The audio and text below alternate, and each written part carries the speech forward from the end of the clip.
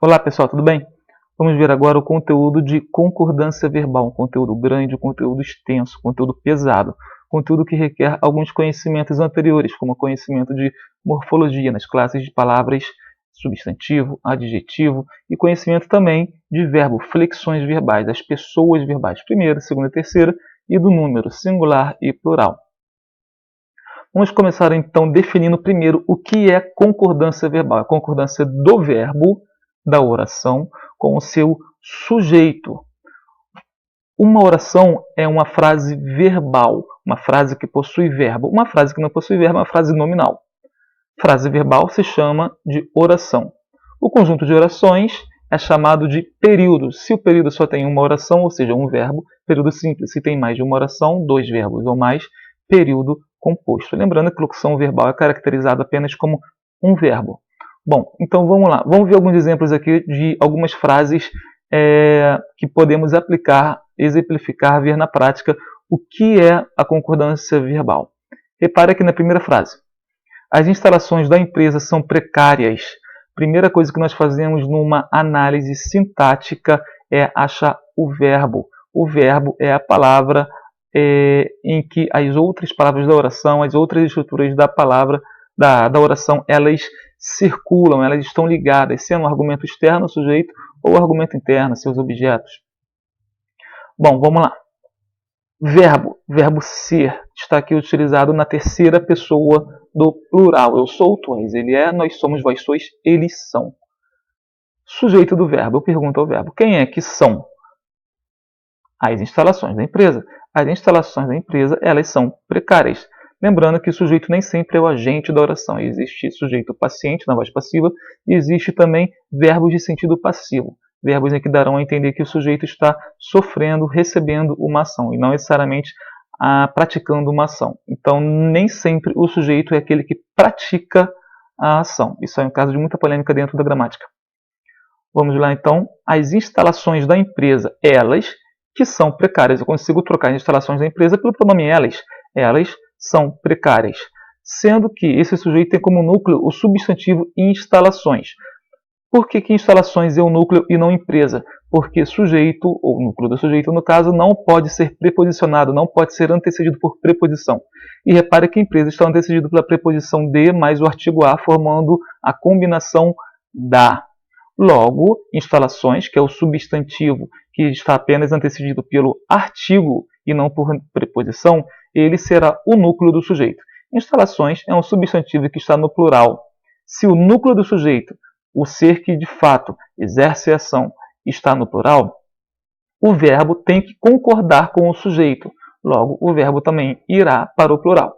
Instalações não é sujeito de primeira pessoa, eu, não é sujeito de segunda pessoa, tu, seria um sujeito de terceira pessoa, um referente, ele, aquilo, isso. É um assunto sobre o qual eu falo ou de quem eu falo, de quem me refiro. Instalações são precárias. As instalações são precárias. As instalações da empresa são precárias. Então, o verbo ser, concorda em número com o seu sujeito, mais precisamente o núcleo do sujeito e instalações.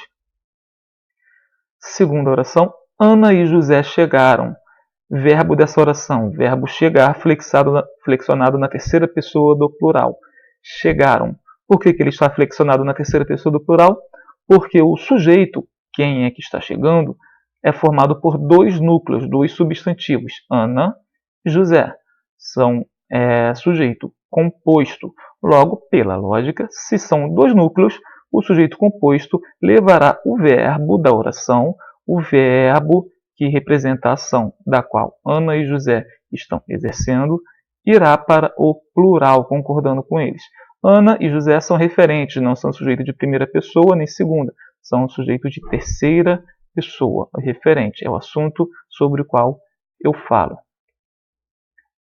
Fui ao Equador. Repara, oração fui ao Equador tem como verbo o verbo ir, flexionado aqui na primeira pessoa do singular, pretérito perfeito do indicativo. Eu fui ao Equador. Consigo subentender na frente do verbo fui o pronome pessoal do caso reto eu.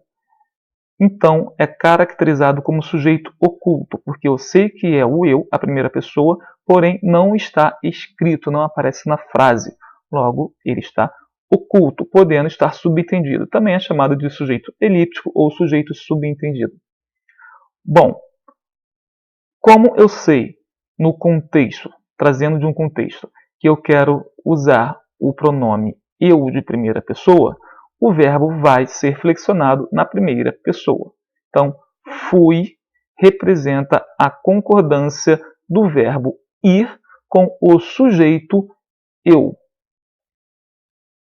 Ontem jogamos futebol. Aqui é um caso semelhante. Ontem é um advérbio de tempo. O verbo da oração é o verbo jogamos. Futebol é o objeto direto.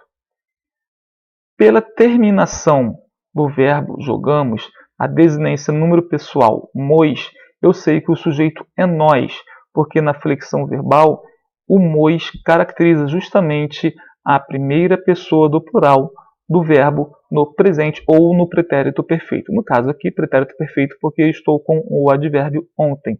Ontem, então, eu joguei, tu jogaste, ele jogou, ontem nós jogamos. Eu sei que o pronome é nós pela terminação. Aqui há a concordância do verbo jogar com o sujeito oculto ou subentendido ou elíptico, nós. Viajaram ontem à noite Carlos e Pedro. Aqui ocorre a inversão do sujeito. A ordem direta da língua é sujeito, verbo, complemento, SVC. Neste caso aqui, o verbo veio antes e o sujeito veio no final. Verbo e sujeito. Isso aqui poderia chamar de um complemento circunstancial ou adjunto adverbial de tempo, sendo caracterizado no final da oração. Aqui o importante é ressaltar o seguinte: Carlos e Pedro, eu poderia colocá-los lá na frente da oração. Carlos e Pedro viajaram ontem à noite. Porém aqui, simplesmente por estilo ou por alguma intenção de trazer o verbo como mais importante, topicalizar o verbo, eu coloquei o sujeito no final da frase. O importante é entender, ou perceber que aqui está invertido. Eu pergunto ao verbo: quem viajaram ontem à noite? Como eu li a oração inteira, já vem na minha mente Carlos e Pedro. Então, de cara, eu consigo perceber que quem está exercendo a ação do verbo dessa oração é o sujeito composto Carlos e Pedro. Dois núcleos. Carlos, um substantivo. Pedro, outro substantivo. Então, Carlos e Pedro, sujeito composto. Pela lógica, verbo no plural. Viajaram. Carlos e Pedro não é de primeira, não é de segunda. São referentes. É sujeito de terceira pessoa do plural. Eu posso trocar pelo eles, pronome pessoal do caso reto, eles. Eu, tu, ele, nós, vós, eles viajaram.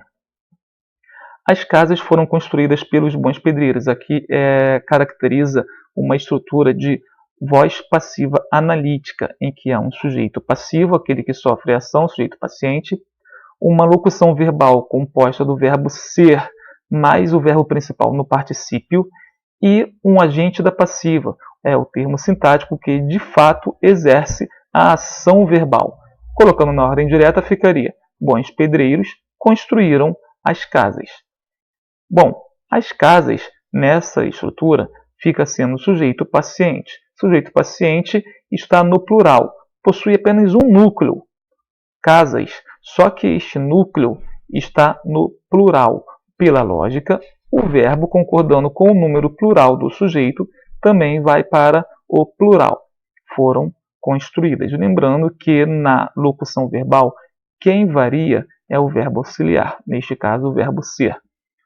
Repare que aqui as casas é um sujeito simples. Carlos e Pedro é um sujeito composto. O que caracteriza um sujeito composto não é ele estar pluralizado, é a quantidade de núcleos que o sujeito apresenta. Carlos, um núcleo, Pedro, outro núcleo. São dois núcleos, dois substantivos. Por isso é sujeito composto por dois núcleos.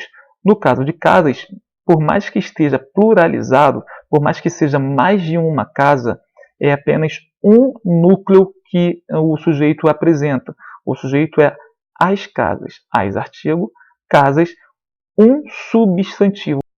Temos aqui agora uma frase: vendem-se pipas. Esta frase está na estrutura de voz passiva sintética.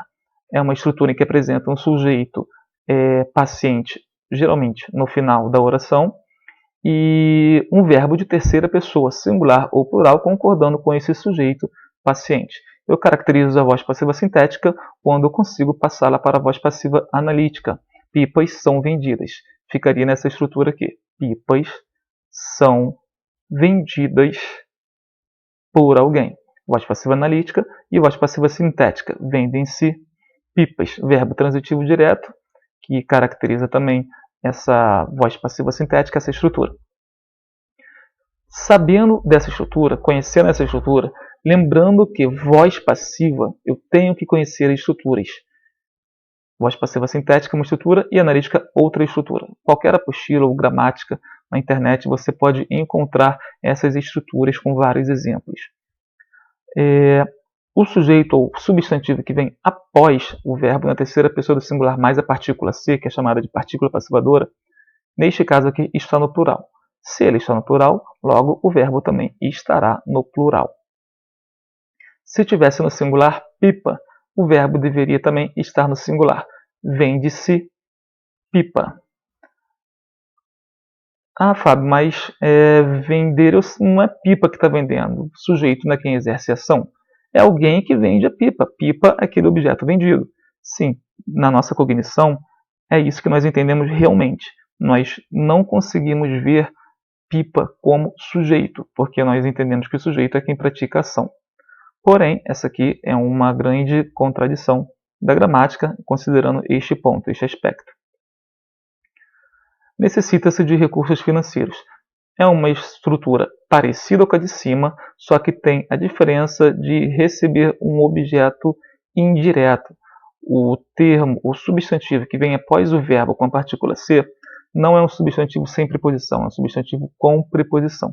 Esta preposição descaracteriza este substantivo que vem após como sujeito, porque sujeito não pode receber preposição, a não ser no caso na exceção, a não ser no caso de pronome pessoal do caso reto ser sujeito de verbo no infinitivo. E aí ele, neste caso, ele pode ser preposicionado para eu falar, para tu andares. Continuando, necessita-se de recursos financeiros. Esta é uma estrutura de sujeito indeterminado. Por quê? Um verbo transitivo indireto, porque pede um objeto indireto, que é um objeto antecedido por preposição, complemento regido por preposição. Verbo transitivo indireto, mais partícula ser, sem nenhum sujeito explícito, ou seja, não há na oração inteira nenhuma outra palavra que possa exercer semanticamente a função de sujeito. Então, nesta situação, nesta estrutura, que também é uma estrutura fixa, o sujeito é de terceira pessoa do singular, sempre. Estrutura de sujeito indeterminado, verbo terceira pessoa do singular, partícula se, chamada de índice de indeterminação do sujeito ou partícula de indeterminação do sujeito, IIS ou PIS, acompanhada de um objeto indireto. Por quê? É o complemento com preposição. Nesta estrutura, o verbo fica na terceira pessoa do singular. Não há concordância com o complemento, com o objeto indireto, que neste caso aqui está no plural. Beleza?